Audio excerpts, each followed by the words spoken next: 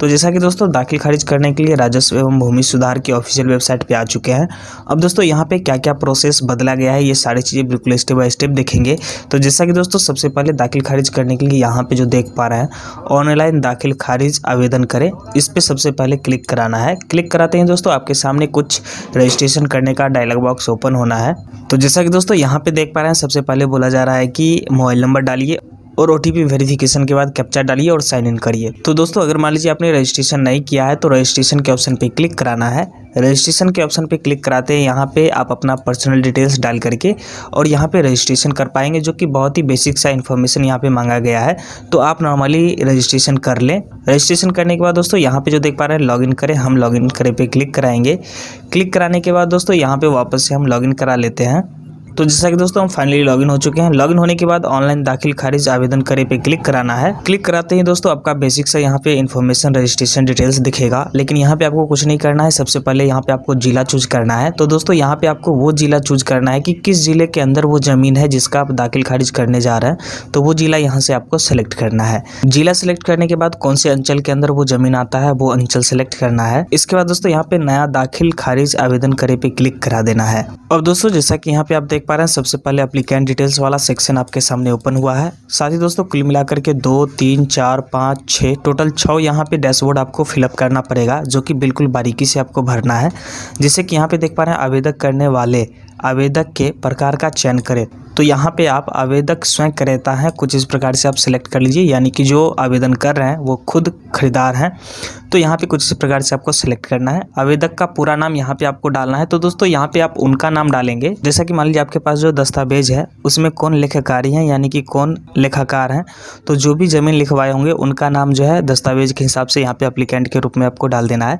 साथ ही उनके पिता का नाम यहाँ पे आपको लिखना है। इसके अलावा यहाँ पे आवेदक और अभिभावक के बीच का जो भी संबंध है, जैसे कि पिता या पति जो भी है, वो चीज़ें यहाँ पे सिलेक्ट करना है। दाखिल खारिज के प्रकार का चयन यहाँ पे करना है कि क्या वो सेल परचेज है या फिर गिफ्टेड है, क्या है वो चीज़ें यहाँ पे सिलेक्ट करनी है। तो ज़्यादातर मात्रा में जो केस आता है वो सेल परचेज होता है, तो दस्तावेज के ऊपर भी लिखा हुआ रहता है सेल डीड। तो आप नॉर्मली यहाँ से सेल परचेज सेलेक्ट करेंगे। ईमेल आईडी में कोई भी एक ईमेल आईडी यहाँ पे डालिए। मोबाइल नंबर आपको यहाँ पे डाल देना है। जो भी एप्लीकेंट है उनका डिटेल्स डालना है।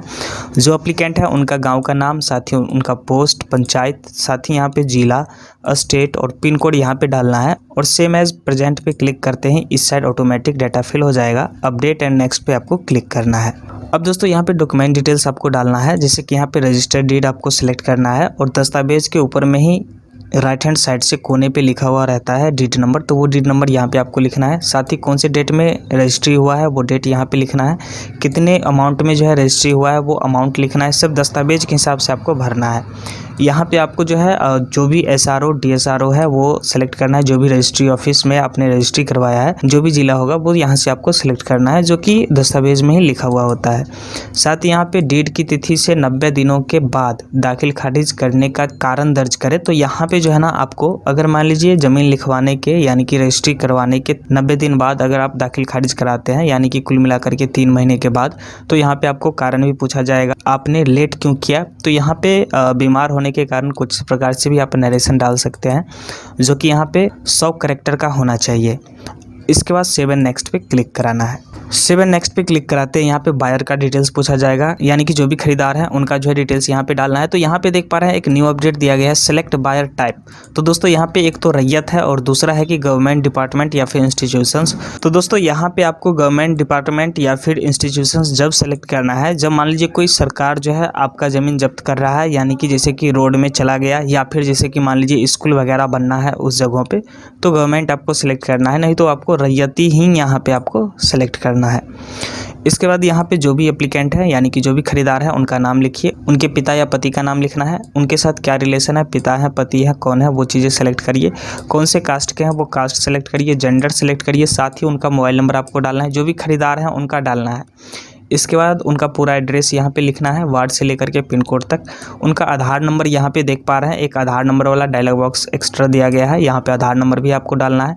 अगर मान लीजिए एक से अधिक खरीदार हैं तो ऐड न्यू रो पे क्लिक करके और भी लोगों का यहाँ पे डाटा आप डाल सकते हैं। इसके बाद सेव एंड नेक्स्ट पे क्लिक करना है। सेव एंड नेक्स्ट पे क्लिक करते हैं सेलर का डिटेल्स आपके सामने ओपन होना है, जो कि यहाँ पे जो भी बेचने वाले हैं ज़मीन उनका जो है डिटेल्स यहाँ पे आपको डालना है। साथ ही उनके पिता या पति का नाम यहाँ पे डालिए, क्या रिलेशन है रिलेशन डालिए, जाति सेलेक्ट करिए और इसके बाद जेंडर यहाँ पे डालना है कि स्त्री हैं या फिर पुरुष, और उनका मोबाइल नंबर डालिए और उनका पूरा का पूरा पता यहाँ पे डाल करके।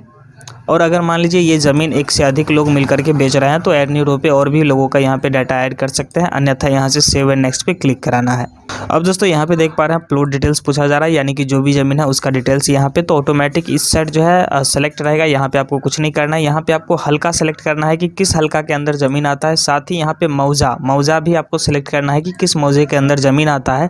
इसके बाद खाता नंबर यहाँ पे आप डालेंगे। अब दोस्तों दस्तावेज में जो पुराना खाता नंबर है वो पुराना खाता नंबर यहाँ पे लिखना है।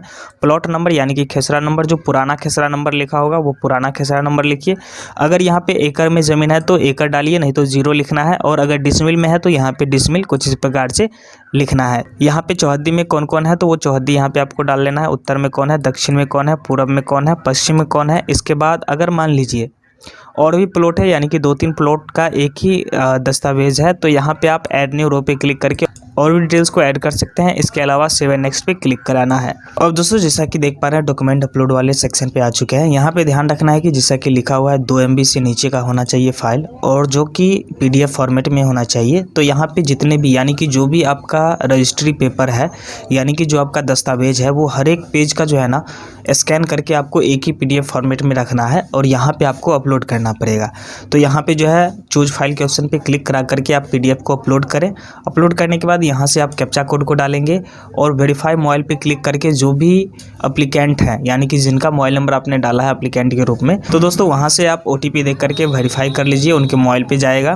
क्लिक कराते ही दोस्तों कुछ इस प्रकार का डायलॉग बॉक्स आपके सामने ओपन होगा, जो कि बायर मोबाइल वेरिफिकेशन का होगा। और यहाँ पे जो देख पा रहे हैं गेट OTP, यहाँ पे आपको क्लिक कराना है। यहाँ पे क्लिक कराते ही जो भी मोबाइल नंबर आपने यहाँ पे डाला होगा उस पर OTP जाएगा, तो वो OTP यहाँ पे आपको डालना पड़ेगा। और डालने के बाद जैसे ही प्रीव्यू एंड सबमिट पे क्लिक कराएंगे, फाइनल सबमिट हो जाएगा।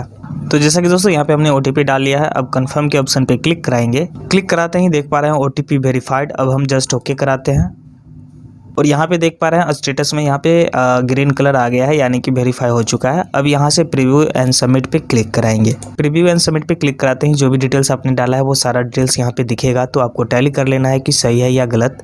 इसके बाद यहाँ से डिक्लेरेशन को एक्सेप्ट करके और फाइनल सबमिट पे क्लिक करना है। तो यहाँ पे वापस से एक OTP और आपको यहाँ पे डाल करके कंफर्म एंड फाइनल सबमिट पे क्लिक करना है। क्लिक कराते हैं दोस्तों, जैसा कि यहाँ पे आप देख पा रहे हैं फाइनल सबमिट हो चुका है। अब इसे हम प्रिंट करके जो भी सामने वाले ग्राहक है उनको दे देंगे। और साथ ही अगर आप खुद से कर रहे हैं तो इसे प्रिंट करके रख लीजिए। और इसके अलावा दोस्तों ये जो प्रिंट आउट निकलता है, प्रिंट आउट लेकर के और साथ ही दस्तावेज जो भी आपने अपलोड किया है उस दस्तावेज का फोटोकॉपी, साथ ही आधार कार्ड का, यानी कि जो भी लेखधारी हैं उनका जो है आधार कार्ड, ये सारी चीज़ें जो है इकट्ठा करके फोटोकॉपी ले करके और जो भी आपके ब्लॉक के कर्मचारी हैं उनके पास सबमिट करना है फिजिकल मोड में। अगर आप सबमिट नहीं करते हैं तो आपका एप्लीकेशन रिजेक्ट भी हो जाएगा। तो ध्यान रहे कि अप्लाई करने के बाद आप जो है कर्मचारी को जाकर के फिजिकल डॉक्यूमेंट ज़रूर सबमिट करें।